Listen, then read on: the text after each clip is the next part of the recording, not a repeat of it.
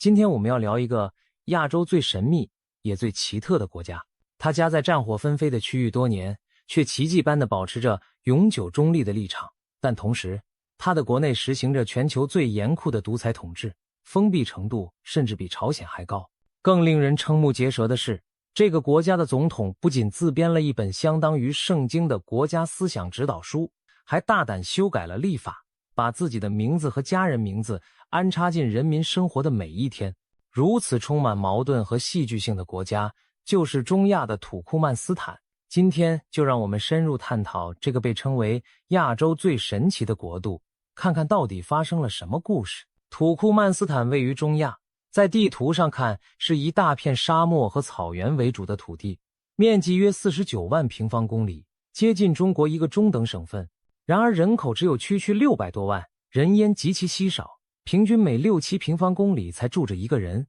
可见大片国土几乎荒芜无人。在这片土地上，除了干燥炙热的卡拉库姆沙漠，就是几处绿洲和山地。南边不远处就是常年战乱不断的阿富汗，西边隔着里海与动荡的高加索相望，北边是哈萨克斯坦的荒原，东边临近乌兹别克斯坦。可以说，土库曼斯坦所处的位置曾经是大国角力与战火的边缘地带。21世纪初，美国在阿富汗反恐战争打得正激烈。再往前看，90年代塔利班内战以及更早的苏联入侵阿富汗，都在他家门口上演。但土库曼斯坦令人意外地躲过了一次又一次的战争漩涡，反而成了区域中的一块超脱尘世的孤岛。为什么战火边缘的土库曼斯坦能独善其身？关键就在于他选择了一条别具一格的道路——永久中立。早在1995年，土库曼斯坦便在首任总统的主导下，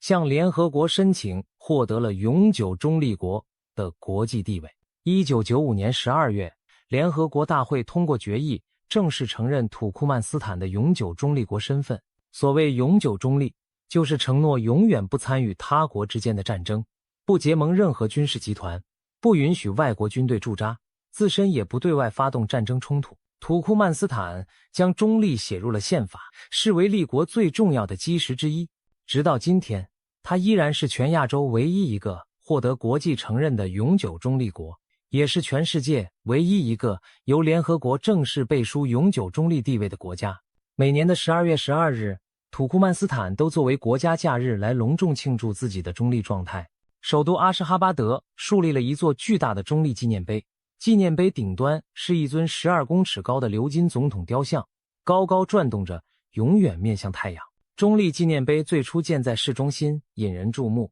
如今则移到了新建的中立公园内安放。可见对土库曼人来说，中立并不是一句空话，而是他们国家认同的重要象征。没有战争，保持和平，谁也不得罪，靠着丰富的天然资源过自己的小日子，听起来是不是很美好？然而，事情并没那么简单。对外中立避免了战争波及，换来表面上的和平安全。然而对内，土库曼斯坦的统治方式却令世界震惊。事实上，在不少国际组织的评比中，土库曼斯坦的人权和自由状况长期名列倒数，甚至曾一度被评为比朝鲜还不自由的政权。这究竟是一种怎样的统治？要回答这个问题，我们得把时间拉回到苏联解体之时，看看土库曼斯坦是如何走上这条道路的。土库曼斯坦人在历史上原本是一支崇尚自由、骑马游牧的民族，他们的祖先是生活在中亚大漠草原上的部落，勇猛善战，曾经活跃于古丝绸之路的商旅通道上。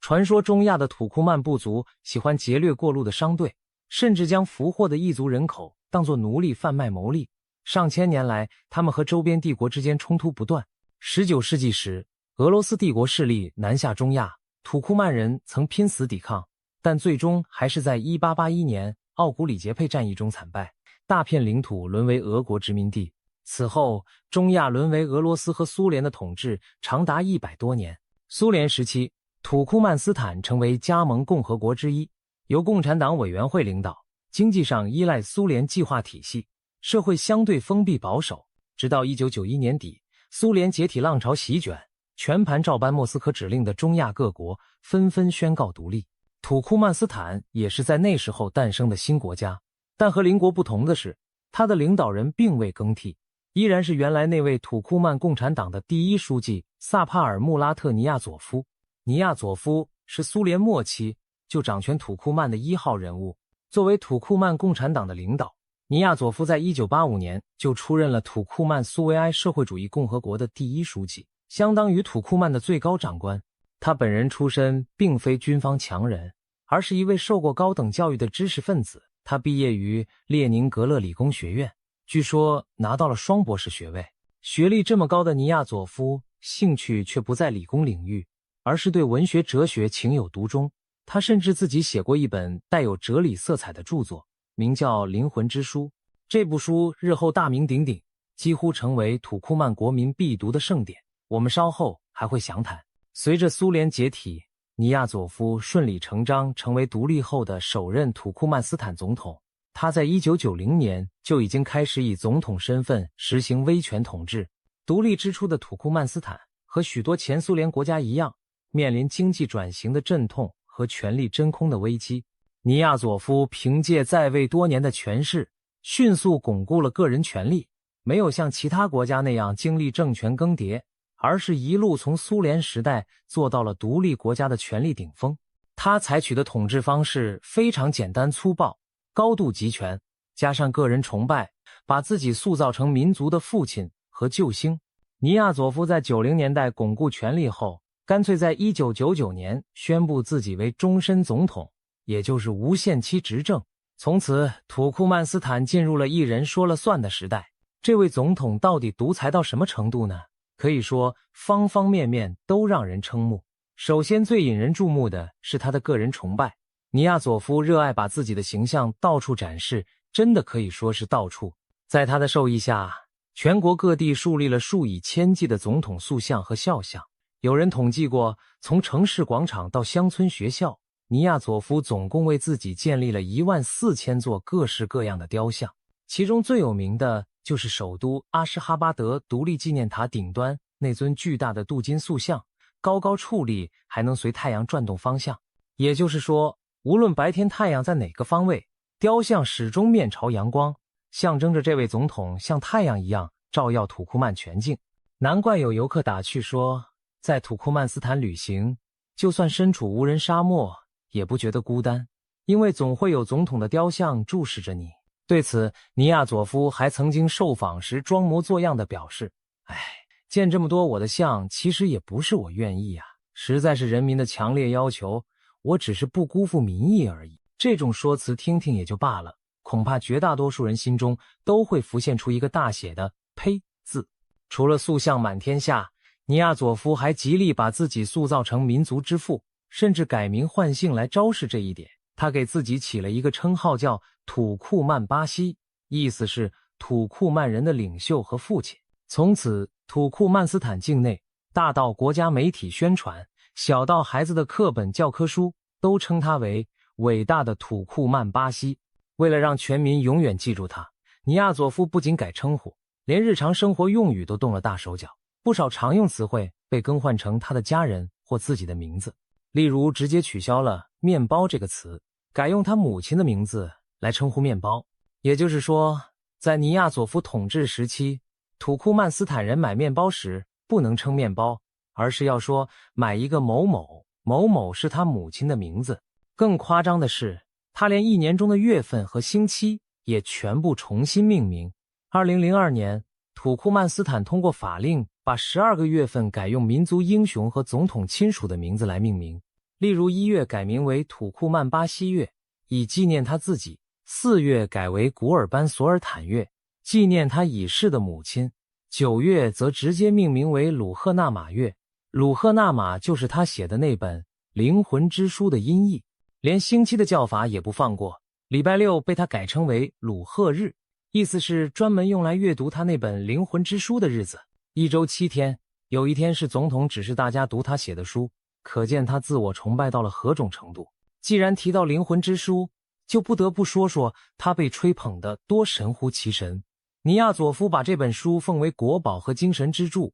声称是真主通过他传达给土库曼人民的启示。他还公开表示，任何人如果把这本书通读3遍，就可以直接进天堂。于是政府要求所有公民都必须背诵《灵魂之书》中的章节段落，从中小学课堂、政府机关到军队，新兵和学生都要把它当作必修课，定期还要接受关于这本书的考试，甚至据说考驾照也要考《灵魂之书》的内容。这种荒唐的做法是尼亚佐夫思想控制的核心一环，用总统编写的圣经来洗脑全民，把整个国家的意识形态统统一到他一人身上。试想每天睁眼闭眼，日历上显示的月份是总统或他母亲的名字，电视里反复宣传他语录，学校和单位还要学习他的书进行测验。时间一长，一般人恐怕都要被搞得麻木顺从，不敢怀疑他的一切。可以说，尼亚佐夫成功地把土库曼斯坦变成了他个人的私人王国，在思想上将国民牢牢束缚。当然，他对人民生活各方面的干预还远不止如此。尼亚佐夫的怪诞政策在国际上早有恶名，常被拿来和朝鲜的金氏父子相提并论，甚至有过之而无不及。比如，他自认喜欢白色，觉得白色纯洁高贵，于是斥巨资将首都阿什哈巴德几乎全城改造成白色的模样。他下令从欧洲大量进口洁白的大理石来贴附建筑物外墙，几年下来，竟用了450万平方米的大理石，把原本沙漠中的一座普通城市打造成了晶莹剔透的白色大理石之都。如今的阿什哈巴德满城皆是白色建筑，宽阔笔直的林荫大道和遍布的喷泉，干净富丽到宛如一座空旷的未来科幻城。但这种表面繁华是用巨额石油天然气收入砸出来的面子工程，城市光鲜背后是一般百姓生活的朴素甚至清苦。尼亚佐夫对颜色和美学有种偏执，他认为黑色不吉利，据说曾禁止黑色的汽车在首都上路，结果当地的私家车纷纷去重新喷成白色或浅色系，以免触犯总统忌讳。另外，他迷恋喷泉，不顾土库曼极度干旱缺水，在首都大量兴建喷泉广场，只为了让这座沙漠中的城市到处水花四溅，看起来富丽堂皇。这些决策听起来荒唐，但在独裁者面前无人敢反对，大臣们只能想方设法圆满完成，哪怕代价高昂。在社会领域，尼亚佐夫的政策更加倒行逆施，几乎要把国民重新带回愚昧时代。他似乎对教育和科学怀有莫名的敌意，认为搞那些没用，还浪费钱。于是他缩短义务教育年限，让学生提早毕业走上社会，甚至关闭了首都以外所有的图书馆，理由是乡下人反正也不看书，不需要图书馆。更离谱的是，他干脆裁撤了国家科学院，一纸命令就把土库曼的科学研究机构整个废掉。可以说，尼亚佐夫亲手将自己国家的整棵科技树连根拔起，抛到一边，让土库曼斯坦在知识和科技上与现代文明脱节。这种做法闻所未闻，但在他的独裁统治下竟然真实地发生了。尼亚佐夫还以个人喜好随意制定全国性的禁令，例如他曾患心脏病，医生劝他戒烟，他就从此不抽烟了。但光自己不抽还不够，他进一步下令全国禁烟，不只是公共场所禁烟，而是连户外街头都严禁吸烟，违者重罚。他觉得某些文化娱乐活动对国民身心无益，于是禁止歌舞表演和某些体育比赛。据说歌剧、芭蕾舞这类他认为西方舶来的艺术都被停掉了。体育上，他嫌足球联赛没意思，也停办过一段时间。可以说方方面面都管，互联网就更不用提了。长期以来，土库曼斯坦几乎没有真正开放过网络。在尼亚佐夫执政后期，全国只能使用落后的第二代移动通信网络 2G， 而同一时期，连封闭的朝鲜都已经有了 3G 手机网络，上网资格也只有极少数政府允许的人才行，不存在什么公共网吧，因为根本没有对公众开放的国际互联网接入。资讯封锁到这种地步，完全是现代版与世隔绝。尼亚佐夫甚至因为自己童年时被狗咬伤过，就推说狗不洁，全国禁止饲养狗，又嫌妇女浓妆艳抹不顺眼，居然明令禁止全国女性化妆，连化妆品的生产和销售都定为刑事罪行。这些听起来荒谬离谱的政策，却真实地左右了千万人的日常生活，而且一禁就是好多年。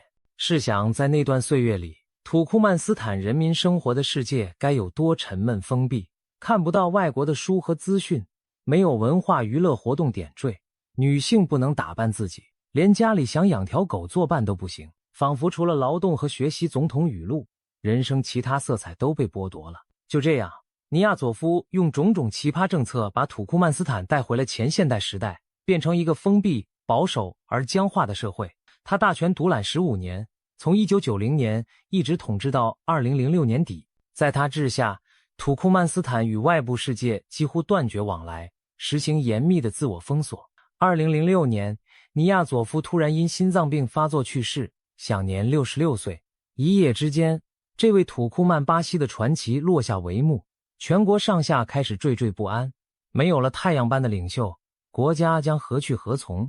尼亚佐夫的猝死引发了一场权力真空。不过他生前也许自以为安排了继承人按照宪法，总统去世后应由议长代理总统，再进行选举。然而现实是，他一走，权力被他身边的一批亲信迅速攫取。据说原定的代总统只坐了半天的位置，就被以莫须有罪名赶下台软禁起来。随后，尼亚佐夫生前的贴身亲信、个人医生古尔班·古里别尔德·穆哈梅多夫，在军方和安全部门的支持下，成了新一任总统。有趣的是，这位别尔德·穆哈梅多夫原本是尼亚佐夫的牙医出身，后来官运亨通，当上副总理，算是旧政权圈子里的人。他上台后，对内对外都打出了一些改革旗号，试图与尼亚佐夫时代做出区隔。别尔德·穆哈梅多夫执政后，确实推翻或改掉了前任的一些最离谱规定。首先，他花了几年时间逐步去除尼亚佐夫的个人崇拜痕迹，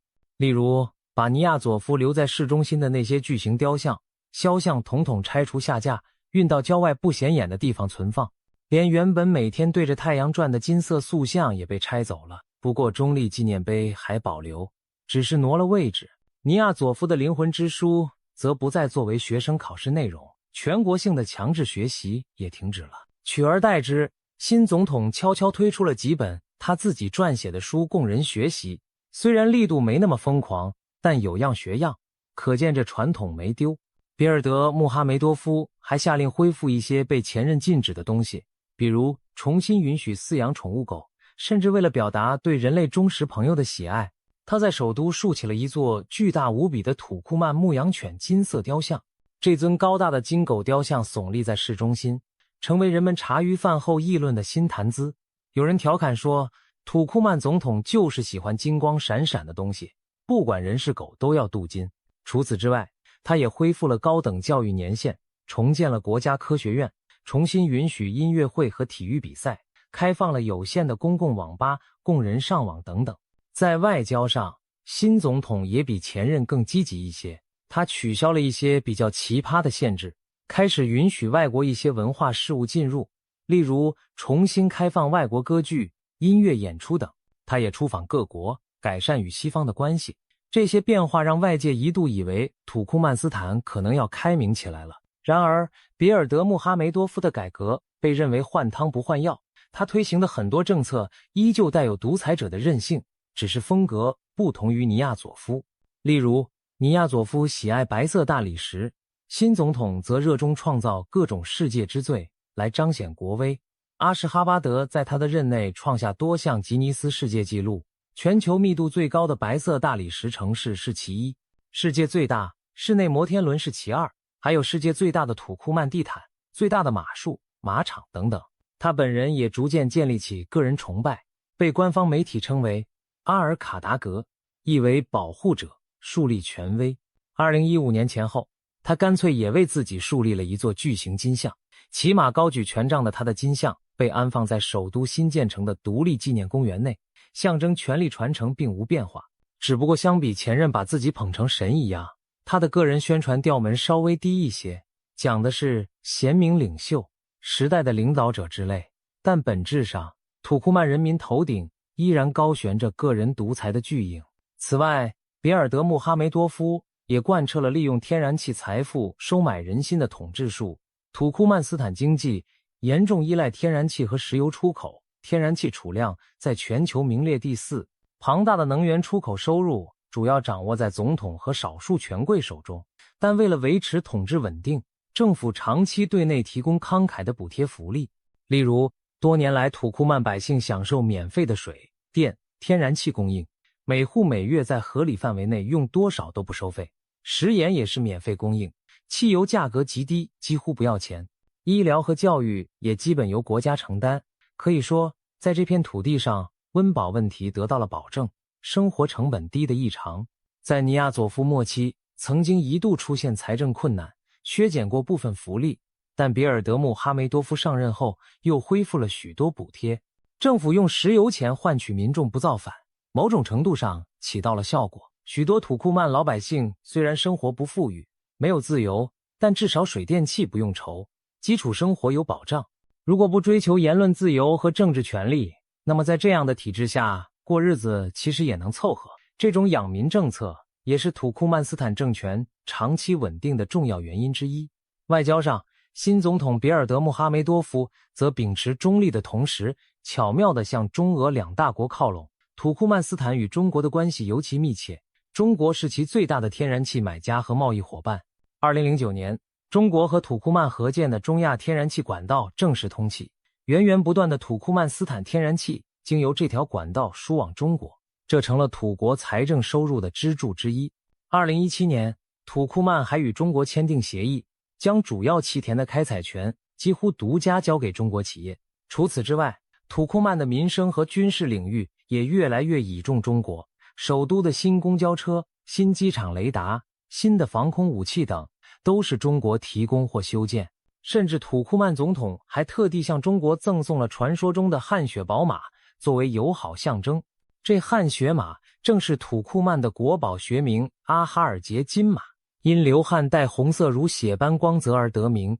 早在汉朝起就是中原皇帝梦寐以求的天马。而土库曼和俄罗斯的关系也不错，虽然土国保持中立，不加入俄主导的集体安全条约组织，但和莫斯科在能源、安全等方面也保持合作。别尔德穆哈梅多夫本人就曾送给俄罗斯总统普京一条珍贵的中亚牧羊犬幼崽做礼物。在中立的旗帜下，土库曼斯坦左右逢源，经济上更多投向中国，安全上则与俄保持传统友谊，两头讨好，换取自身的最大利益。虽然经历了2任总统，但土库曼斯坦迄今依然没有摆脱专制体制。2022年，别尔德穆哈梅多夫将总统宝座传给了自己的儿子，实现了接班。年仅40出头的贝尔德穆哈梅多夫之子谢尔达尔·别尔德穆哈梅多夫，在一场缺乏竞争的选举后，成为新一任总统，父子2代掌权。老总统则退居幕后，被授予民族领袖称号，仍对国家施加重大影响。有观察人士形容，土库曼斯坦已从单纯的独裁政权发展成了带有王朝色彩的家族统治。无论如何，这个国家的政治开放看不到希望，短期内也没有民主化迹象。在如此高压统治和封闭政策下，土库曼斯坦也顺理成章地成了世界上最难造访的国家之一。官方虽未完全禁止旅游，但设置了重重门槛。一般外国游客若想入境，必须通过当地旅行社提前取得邀请函，跟团全程受导游监管。即便如此，也常常在申请签证阶段就被拒之门外。土库曼斯坦对许多国家的公民几乎一律拒发旅游签证，只有极少数与其交好国家的访客能通过，比如邻近的土耳其、中国等国的商务团或官方团可能比较容易拿到签证。普通背包客想要自由行走进去，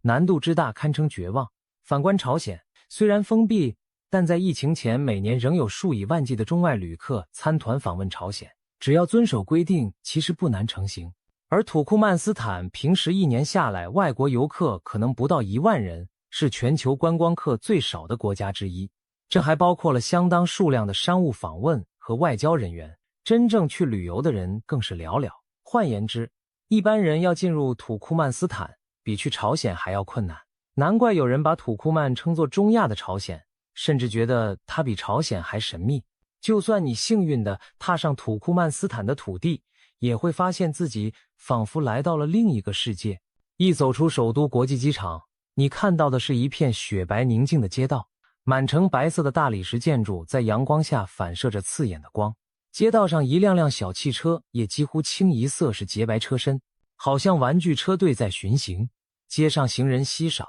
偶尔可见身穿传统民族服饰的土库曼妇女，戴着鲜艳的头巾，怀抱着孩子匆匆走过。马路宽广，但车辆很少，道路两旁是修剪整齐的绿化带和喷泉水池。在市中心，你会看到很多造型奇特宏伟的建筑，有镀金圆顶、柱廊林立的总统宫殿，有外观仿佛飞碟的地毯博物馆，还有形如书本的鲁赫纳马纪念碑。最吸睛的可能是一座巨大的摩天轮，但它不是露天的，而是被封闭在一个白色的玻璃大厦里。这就是土库曼斯坦建成的世界最大室内摩天轮。远处还矗立着一座高高的电视塔，其顶端装饰着一颗巨型八角星辉，这是土库曼的传统图案，也创下了全球最大的建筑星形装饰纪录。可以说，整个阿什哈巴德处处透着一种超现实的浮夸和静谧，让人怀疑是不是误入了一座空城。其实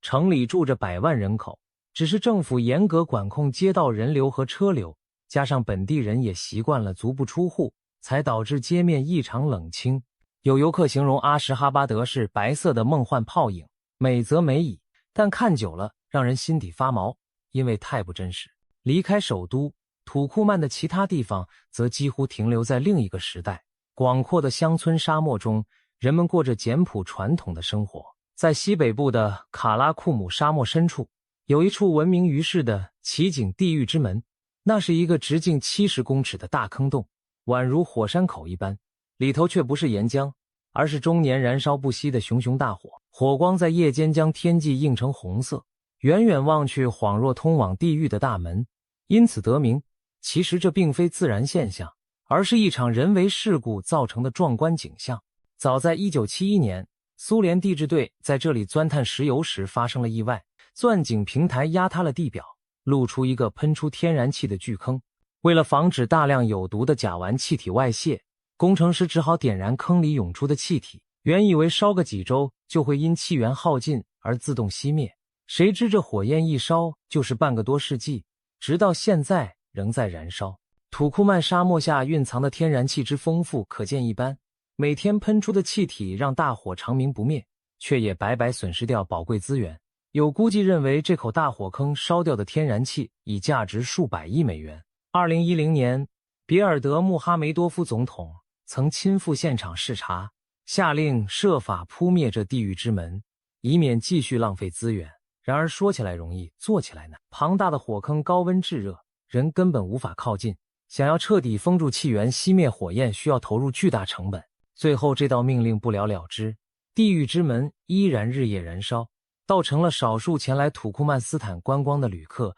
最向往一睹的奇观。除了地狱之门，土库曼还有几处值得一提的世界遗产，像是古丝绸之路上的重镇遗址梅尔夫古城和尼萨古城。梅尔夫在中世纪时期曾是中亚最繁华的大都会，鼎盛时号称拥有数十万人口，是当时世界上最大的城市之一。但13世纪初蒙古西征时将此城夷为平地，无数财富文化灰飞烟灭，如今只剩辽阔荒原上的断壁残垣。站在梅尔夫遗址中，任凭风沙拂过，好像仍能感受到当年那里的繁华和骤然毁灭时的凄凉。这片古老的土地上，历史盛衰的巨变刻下了深深的印记。或许正因为祖先曾遭逢大劫难，今日的土库曼统治者才格外珍视国家的安全与稳定，哪怕付出自由和开放的代价也在所不惜。总的来说，土库曼斯坦是个充满矛盾的国家。一方面，它恪守永久中立，不与邻国争端，是联合国承认的和平国度；另一方面，它内部实行高度集权，把国门几乎关闭，到处体现着让外人难以理解的独裁色彩。这里有富得流油的天然气资源，政府用资源换取民众服从，社会表面稳定安定，但同时经济过度单一，贫富悬殊严重，大多数百姓生活水准并不高，只是凭借补贴勉强维持。这里有世界上最璀璨洁白的首都城市风光，也有广袤荒芜，恍如时光停滞的乡野沙漠。在土库曼斯坦，你能看到金碧辉煌的总统雕像，稀奇古怪的政策规定，也能体会到民众逆来顺受、噤若寒蝉的无奈。对于外界而言，土库曼斯坦依然笼罩着一层神秘的面纱，它不像朝鲜那样经常成为新闻焦点，反而低调地隐居在世界角落。然而正是在这种隐匿中，它维持了自己独特的生存之道。未来的土库曼斯坦会怎样呢？或许在国际大变局下，它依然会小心翼翼守着中立，不选边站队，以换取自身政权的延续。内政方面，新一代领导人会不会开启一点点自由的窗户，还是继续他父辈的路，我们不得而知。现实是，当全世界互联互通日新月异时，土库曼斯坦的千万人民依旧生活在与世隔绝的资讯高墙之内，听着国家电视单调的赞歌，过着被安排好的人生。在浩瀚的中亚沙漠中，这个国家如同一座孤独的城堡，城堡里燃烧着永不熄灭的火焰，或许正如那地狱之门一样，映照出权力者的野心与固执。在可以预见的将来，土库曼斯坦仍将是亚洲最神秘的存在之一。我们只能希望有朝一日，这神秘面纱能被揭开一角，让世人一睹其中真实的风貌，而生活在那里的人们也终能够享受到更多自由与光明。现在的他们也许只能选择继续在沙漠中躺平度日，但谁知道未来会不会有出现改变的契机呢？正如土库曼斯坦的一句谚语所说，战争永远无法取胜。希望这片土地未来不再需要靠铁腕与封闭来维持和平，也希望这个奇特国度的故事最终能走向一个更美好的新篇章。